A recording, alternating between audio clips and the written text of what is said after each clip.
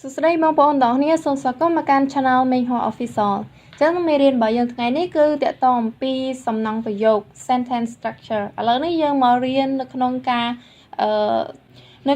តែងប្រយោគឲ្យត្រូវនឹង structure របស់ពាក្យក្នុងភាសាអង់គ្លេសទាំងអស់គ្នាអញ្ចឹង structure ទី1របស់យើងគឺ advise somebody to do something Advise somebody to do something. ណែនាំនរណាម្នាក់ឲ្យធ្វើអ្វីមួយHer doctor advised her to rest. Her doctor advised her to rest. Doctor មានន័យថាវេជ្ជបណ្ឌិត advice ណែនាំ her នាង rest សម្រាកអញ្ចឹង her doctor advised her to rest មានន័យថាវេជ្ជបណ្ឌិតរបស់នាងណែនាំនាងឲ្យសម្រាក structure ទី2របស់យើងគឺ against at something against at something គឺមានន័យថា surprised គឺធ្វើឲ្យភ្ញាក់ឬក៏ធ្វើឲ្យប្លែកចិត្ត Against it's something. Hawk was genuinely against Ben's reaction to the news. Hawk was genuinely against Ben's reaction to the news. Hawk គឺជាឈ្មោះ genuinely មានន័យថាដោយពិត Ben គឺជាឈ្មោះរបស់បុគ្គលដែរ reaction មានន័យថាប្រតិកម្ម to the news new មានន័យថាព័ត៌មានអញ្ចឹង Hawk was genuinely against Ben's reaction to the news Hawk ពិតជាប្លែកចិត្តនឹងប្រតិកម្មរបស់ Ben ទៅលើព័ត៌មាន against somebody's will ចា SB គឺយើងសរសេរ SB នៅពេលនេះគឺជាទម្រង់កាត់មកពីពាក្យថា somebody នឹងឯងអញ្ចឹងដោយសារពាក្យវាដដែលណា somebody គឺយើងកាត់ឲ្យវាខ្លីមកគឺយើងសរសេរតំណាងថា SB រីឯ something អ្វីមួយវិញគឺយើងសរសេរ STH បន្តិចទៀតអ្នកទាំងអស់គ្នានឹងឃើញចាអញ្ចឹងឥឡូវនេះមកដឹងថាពាក្យថា against somebody's will គឺមានន័យថាផ្ទុយនឹងឆន្ទៈរបស់នរណាម្នាក់ឧទាហរណ៍ No one will be forced to leave home against their will No one will be forced to leave home against their will. No one មានន័យថាគ្មាននរណាម្នាក់will be forced នឹងត្រូវបានបង្ខំចា force គឺបកប្រែថាបង្ខំ leave ចាក់ចេញចា leave ចាក់ចេញ against their will គឺនៅក្នុងទម្រង់របស់យើងណា somebody គឺជំនួសដោយពាក្យ their មានន័យថារបស់ពួកគេអញ្ចឹងយើងសរុបបកប្រែមកវិញគឺគ្មាននរណាម្នាក់នឹងត្រូវបង្ខំឲ្យចាក់ចេញពីផ្ទះផ្ទុយពីឆន្ទៈរបស់ពួកគេឡើយបន្តមកទៀត against the wind Against the wind. បញ្ច្រាស់ខ្យល់ឥឡូវនេះយើងមកមើលឧទាហរណ៍ Don't throw rice hulls against the wind. Don't throw rice hulls against the wind. Throw មានន័យថាបោះ rice hulls មានន័យថាសម្បកស្រូវឬក៏សម្បកអង្ករហ្នឹងមានន័យថាអង្កាមចា against the wind គឺទម្រង់ខាងលើរបស់យើងគឺបញ្ច្រាស់ខ្យល់អញ្ចឹងយើងបកជារួមមកគឺកុំបោះអង្កាមបញ្ច្រាស់ខ្យល់ Don't throw rice hulls against the wind. Angry at something ចាដែលរូបនេះខ្ញុំលើកឡើងអំបញ្ញមិញគឺ STH ហ្នឹងគឺយើងជាពាក្យកាត់បោះពាក្យថា something អ្វីមួយអញ្ចឹង angry at something មានន័យថាខឹងនឹងអ្វីមួយ Angry at something. Patients are angry at the increase in charge medicines. Patients are angry at the increase in charge medicines. Patient មានន័យថាអ្នកជំងឺ angry at ចា angry at តែទម្រង់យើងខាងលើនោះគឺខឹងនឹងចាអញ្ចឹងគឺខឹងនឹងគេទៅ increase មានន័យថាការកើនឡើងឬក៏ការដំឡើង in charge ថ្លៃអ្វីមួយចាមិនមែនអ្វីមួយថ្លៃទេគឺថ្លៃអ្វីមួយ medicine មានន័យថាថ្នាំអញ្ចឹងយើងបកប្រែជារួមមក Patients are angry at the increase in charge medicine អ្នកជំងឺខឹងនឹងការដំឡើងថ្លៃថ្នាំ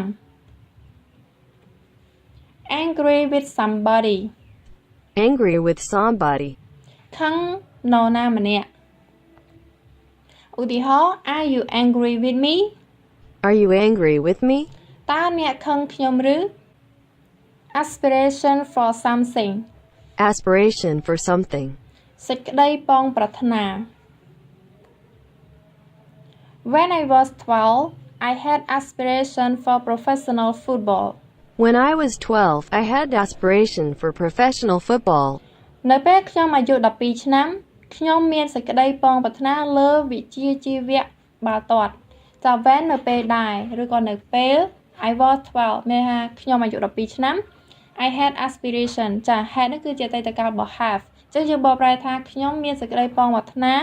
for professional football professional មានន័យថាជាលក្ខណៈអាជីពឬក៏ដែលមានវិជ្ជាជីវៈចា football អញ្ចឹងមានន័យថាសរុបមកវិញគឺនៅពេលខ្ញុំអាយុ12ឆ្នាំខ្ញុំមានសេចក្តីប៉ងប្រាថ្នាលើវិជ្ជាជីវៈបាល់ទាត់មានន័យថាគាត់ចង់យកបាល់ទាត់ហ្នឹងគឺជាអាជីពរបស់គាត់ When I was 12 I had aspiration for professional football យើងមើលមេរៀនរបស់យើងបន្តទៀតគឺ assign somebody Assign somebody. ចាត់តាំងនរណាម្នាក់ឧទាហរណ៍ They've assigned their best man to the job They've assigned their best man to the job. ពួកគេបានចាត់តាំងបុគ្គលល្អប្រសើរបំផុតទៅលើការងារ Assistant to somebody Assistant to somebody. ជំនួយការនរណាម្នាក់ She is a good assistant to my father. She is a good assistant to my father. នាងជាជំនួយការល្អម្នាក់របស់ប៉ាខ្ញុំ At first sight At first sight. ពេលឃើញភ្លាមឬក៏ពេលឃើញដំបូង It was love at first sight when they got married 2 weeks later. It was love at first sight and they got married 2 weeks after. ចា love នៅពេលនេះគឺយើងបកប្រែថាស្នេហា at first sight គឺជាស្នេហាមានន័យថាពេលឃើញភ្លាមមានន័យថាឃើញភ្លាមស្រឡាញ់ផ្លែតចាគឺយើងបកប្រែបានដូចគ្នាណា and they got married មានន័យថារៀបការ 2 weeks after ចា 2 weeks មានន័យថា2សប្តាហ៍បន្ទាប់អញ្ចឹងយើងបកជារួមមក it was love at first sight and they got married 2 weeks after វាជាស្នេហាឃើញភ្លាមស្រឡាញ់ភ្នែកហើយពួកគេបានរៀបការនៅ2សប្តាហ៍បន្ទាប់ at the request of somebody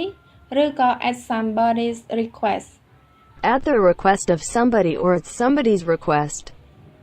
តាមសំណើរបស់នរណាម្នាក់ I went there at the request of her family. I went there at the request of her family. Went គឺជាអតីតកាលរបស់ go ចា go ទៅជា went there ទីនោះ at the request of ទម្រង់របស់យើងខាងលើគឺបកប្រែមកថាតាមសំណើណាតាមសំណើរបស់ណាម្នាក់អញ្ចឹងយើងខាងក្រោយគឺយើងដាក់ជាបុគ្គលនរណាម្នាក់អញ្ចឹងគឺយើងនៅក្នុងឧទាហរណ៍របស់យើងគឺយើងប្រើពាក្យថា her family អញ្ចឹង I went there at the request of her family មានន័យថាខ្ញុំបានទៅទីនោះតាមសំណើរបស់គ្រួសារនាង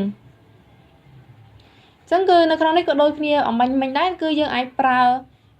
at the request of somebody ឬក៏ at somebody's apostrophe s ហើយ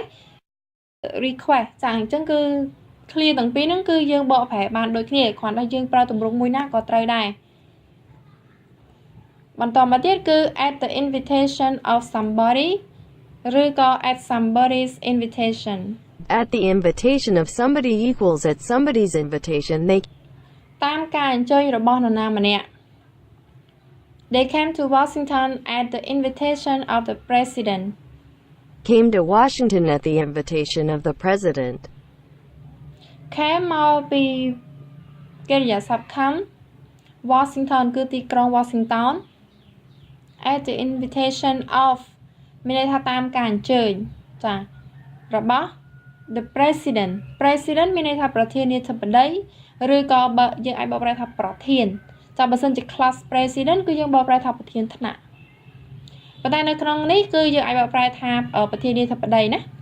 ចាអញ្ចឹង they came to Washington at the invitation of the president គឺយើងបកប្រែជារួមមកថាពួកគេបានមកទីក្រុង Washington តាមការអញ្ជើញរបស់ប្រធានាធិបតីអញ្ចឹងទម្រង់ទាំងពីរនេះគឺយើងអាចប្រើដូចគ្នាផងដែរថា at the invitation of somebody ឬក៏ at somebody's invitation They came to Washington at the invitation of the president ឬក៏យើងអាចនិយាយបានថា They came to Washington at the president's invitation ចាយើងដាក់បើសិនបើយើងដាក់នរណាម្នាក់នៅខាងមុខមានន័យថាដាក់ the president នៅខាងមុខគឺយើងថែម apostrophe s ហើយដាក់ invitation នៅខាងក្រោយវិញណាចាដូចខ្ញុំបានលើកឡើងមកអញ្ចឹងគឺ They came to Washington at the president's invitation ចាគឺប្រើបានដូចគ្នា watch again and take note ទស្សនាម្ដងទៀតហើយធ្វើការកត់ត្រាចឹងកុំភ្លេចអ្នកនរនេះបន្ទាប់ពីមើលហើយគឺយើងអត់ចាំទេអញ្ចឹងយើងត្រូវការមើលម្ដងទៀតហើយធ្វើការកត់ត្រាដើម្បីទៅចាស់គឺដើម្បីរំលឹកចឹង don't forget to review កុំភ្លេចរំលឹកការរៀនហើយចេះហើយដឹងហើយចាំហើយបើសិនជាអត់បានរំលឹកទេប្រកាសជាភ្លេចទៅវិញចឹងការរៀនដែលមានប្រសិទ្ធភាពបំផុតកុំភ្លេចរំលឹកជាប្រចាំចាអរគុណច្រើនសម្រាប់ការតាមដានទស្សនានៅវីដេអូមួយនេះសង្ឃឹមថាអ្នកទាំងអស់គ្នាអាចយល់ក៏ដូចជាធ្វើការកត់ត្រាទុកដើម្បីរៀននៅឃ្លានីមួយៗហើយរៀនយកទៅអនុវត្តផ្ទាល់រំលឹកឲ្យអ្នកទាំងអស់គ្នាអនុវត្តទៀតប្រកាសជាចេះ